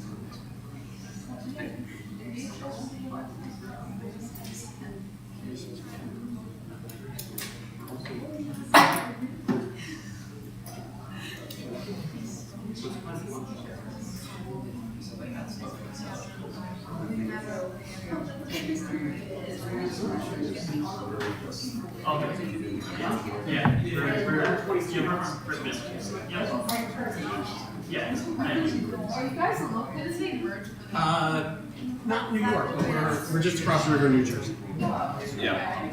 And like I said, we were about a 2-hour train ride today. Okay. Not too bad. Which regionals are you guys looking at this year? FMA, so Lehigh. Yeah. We go to Lehigh. Okay. We will not be seeing. Yeah, I didn't know New York City was its own region until like today. 2 hours ago. So. Makes sense. Like a lot of schools, a lot of people, and you know, it's logical. But it's this is good. No, we love this kind of stuff. Actually, we didn't make it to the World Championships. We didn't qualify, but we went anyway. We took the juniors and seniors on a trip this past year. That's so cool. Which was fantastic. I'm glad we did it. It's such a great experience. I remember going to champs for the first time. It was actually mind-blowing. Well, so they run a conference like you guys do here. Oh, yes, they do. Yeah, and the presentations are fantastic. Yes. Right? Super experienced people. It really was, and you know, we didn't think about that, right? Because we're all looking. We're not a huge team, right? So you know, we've only got what, 30 kids. I think it's 30 kids, and like half of them this year are like new. Yeah. So we're not a huge team. We got a lot of mentors, but not as many students actually. So you know, we're kind of rich in some ways and more in others. And you know, and like I said, we didn't qualify for. You know, we were a few points out. We didn't really qualify for the World Championship, but we wanted to see it. We wanted to, you know, and frankly, a lot of us were glad we didn't. We weren't competing because we would have been so focused on the competition because we don't have a ton of people. We would have been so focused on the competition, we would have missed everything about the conference. So a lot of us mentors that, you know, are especially like me, where it's only my second year as a mentor, right? I got to learn a lot of stuff by going to the conference, right? So when I heard you guys were doing this, you know, we were kind of excited about coming and seeing what you guys present and how I'm stuff excited like to that. see their New Jersey Long Island teams here. Yeah. Well, it's nice to see the Rubber Tigers. You see them all the time here. Sure. No, I see that awesome. Oh, Yeah. I'm Ryan. You were actually dropped last year, right? G. My name's Ron. My name's Tom. Nice to meet you. Excellent. Good. Okay, guys, if there are no more questions, thank you so much for coming. It was thank you. And right after this, lunch will be served downstairs, and we have pizza. So.